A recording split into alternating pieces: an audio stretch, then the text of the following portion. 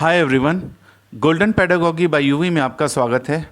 उम्मीद करता हूँ आप सबने हमारा ये चैनल सब्सक्राइब कर लिया होगा और बेल आइकॉन भी प्रेस कर दिया होगा।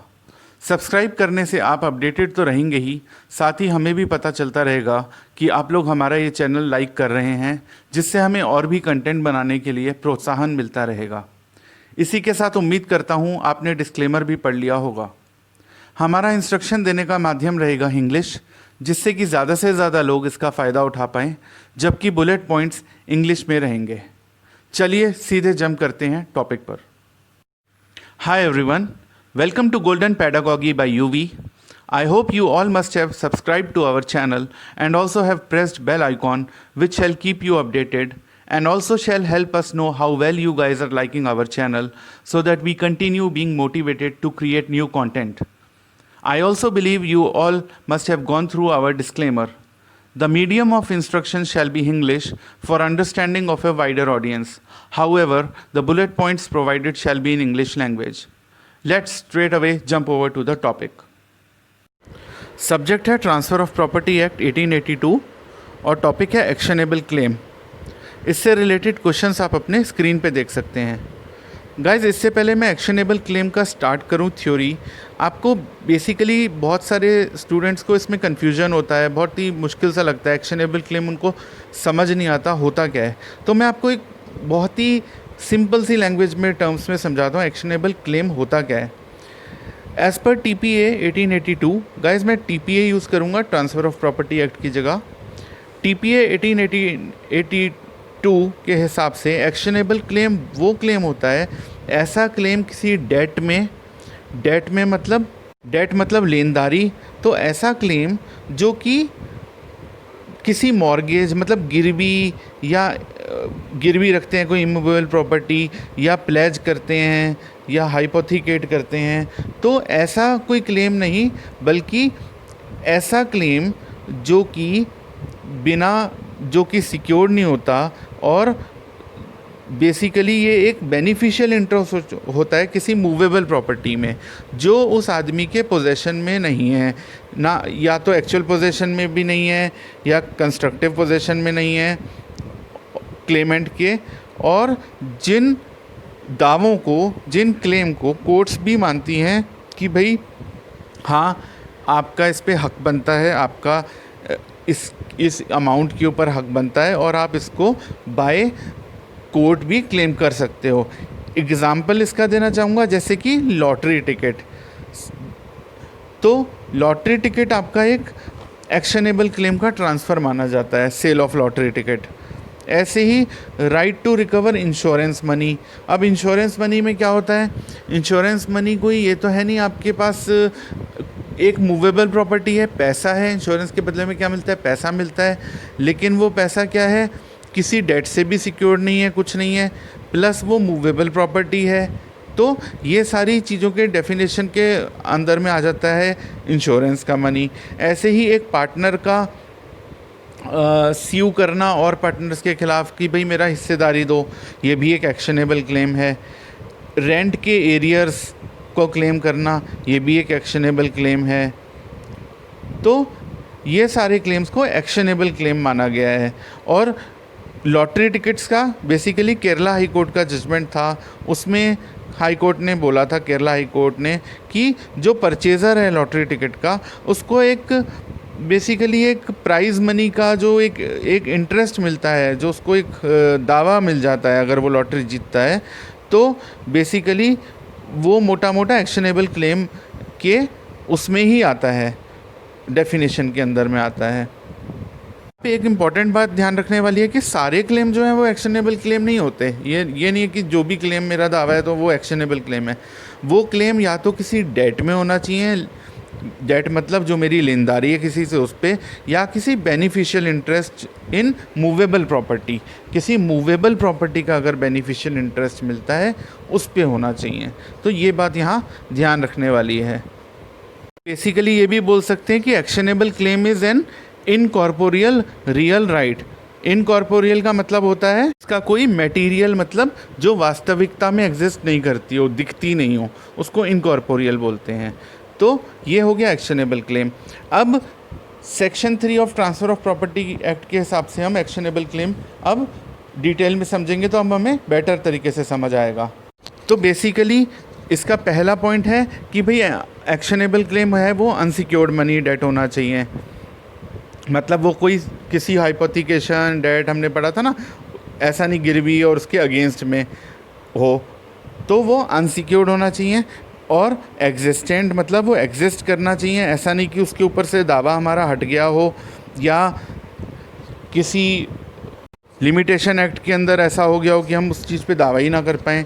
सेकेंडली वो एक्रूइंग होना चाहिए। एक्रूइंग भी हो सकता है, होना चाहिए एज इन एक्रूइंग भी हो सकता है, जैसे एरियर ऑफ रेंट, मतलब पिछले कुछ महीनों का रेंट जो हमें एक्रूड होता हो, हमें मिलना हो। और तीसरा कंडीशनल या कंटिंजेंट भी हो सकता है, वो किसी कंडीशन पे बेस्ड या कोई कंटिंजेंसी पे बेस्ड भी हो सकता है।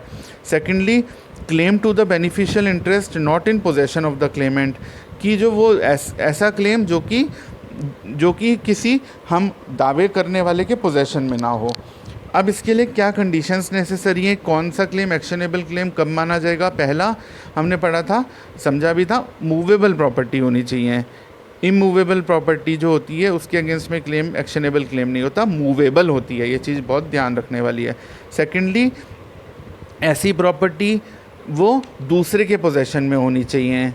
और तीसरी क्लेमेंट का जो राइट है वो कोर्ट के द्वारा रिकॉग्नाइज होना चाहिए। ऐसा नहीं कि भाई कोई चीज़ है, हमारा दावा तो बनता है लेकिन वो बाय वर्च्यू ऑफ या लिमिटेशन एक्ट में हम बहुत देर हो गई है, हम उसको क्लेम ही नहीं कर पाए और अब हमारा कोई लीगल राइट भी नहीं है उसको क्लेम करने का, तो ऐसा नहीं होना चाहिए, वो रिकॉग्नाइजेबल होना चाहिए।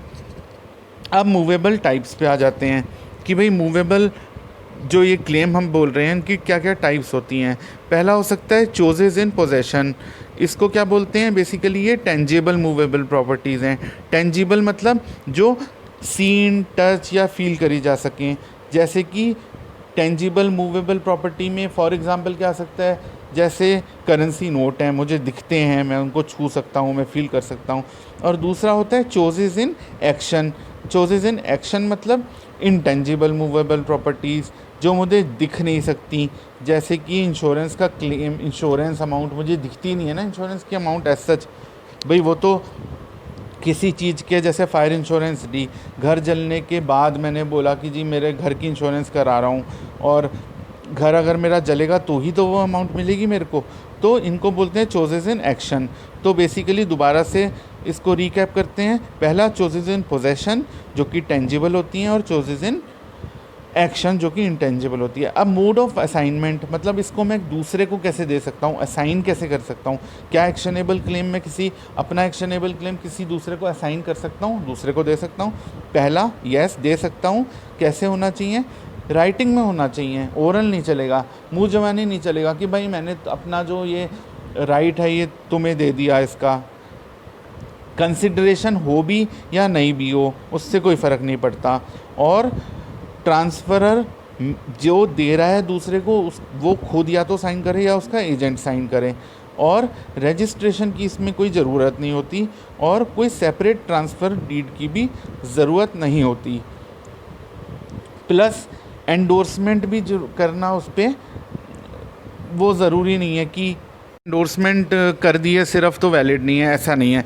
सिर्फ एंडोर्समेंट करके भी वो चीज़ वैलिड हो सकती है, मैं उसको एंडोर्स भी कर सकता हूँ अपने एक्शनेबल क्लेम को दूसरे को जब देना होता है। अब असाइनमेंट के इफ़ेक्ट्स क्या होते हैं? जब मैंने किसी को दे दी तो उसका बेसिकली इफ़ेक्ट क्या होगा? असाइनमेंट के बाद सारे जो राइट्स एंड रेमेडीज़ हैं, जो ट्रांसफरर मतलब देने वाले के जो राइट्स हैं वो सारे ट्रांसफरी को चले जाते हैं, और ट्रांसफरी अपने नाम पे, जिसके नाम मैंने वो असाइन कर दी है चीज़, वो अपने नाम पे अब उस चीज़ को हक उसके ऊपर जता सकता है या उसको ले सकता है। अब असाइनमेंट का नोटिस की है कि भाई जब मैंने कोई चीज़ ऐसी एक्शनेबल क्लेम ट्रांसफ़र कर दिया है किसी का, तो क्या मुझे उसका नोटिस देने की ज़रूरत है? तो नोटिस असाइनमेंट का देने की ज़रूरत नहीं है एज़ पर टीपीए। लेकिन एक चीज़ यहाँ पे बहुत इम्पॉर्टेंट नोट करने वाली है कि जब तक जो डेटर है, जो देनदार है, उसको नोटिस नहीं मिलेगा, तो तो वो क्या है, बेसिकली जो ओरिजिनल क्रेडिटर है वो क्या है, वो प्रोटेक्टेड है तब तक लॉ में।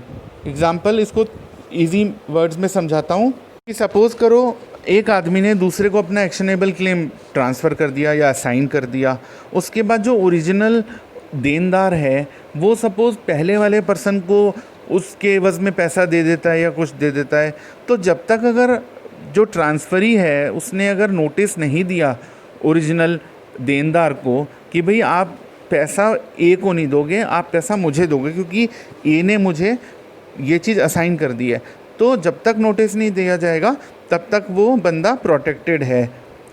हालांकि ट्रांसफ़र ऑफ प्रॉपर्टी एक्ट ये नहीं कहता कि ज़रूरी है नोटिस देना, लेकिन वो प्रोटेक्शन में फिर नहीं आएगा, तो इसीलिए अमूमन वो दे दिया जाता है नोटिस। और यहाँ एक इम्पॉर्टेंट बात नोट करने वाली है, ट्रांसफ़र ऑफ प्रॉपर्टी एक्ट के ये जो प्रोविजंस है ये मैरीन और फायर इंश्योरेंस पॉलिसीज़ में नहीं आते।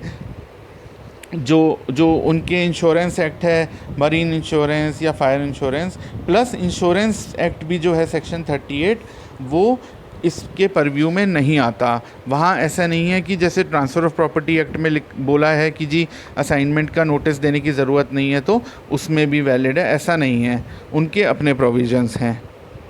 तो गाइज़ आई होप आपको ये बेसिक फ्रेमवर्क एक्शनेबल क्लेम क्या होता है, अब आपका ये डर ख़त्म हो गया होगा। बहुत से स्टूडेंट्स को ये समझ नहीं आता और आई होप आपको इससे बहुत क्लैरिटी से समझ आ गया होगा, और अगर ये क्वेश्चन एग्ज़ाम में आएगा तो आप ज़रूर अच्छे से अटैम्प्ट कर पाएंगे। Thank you.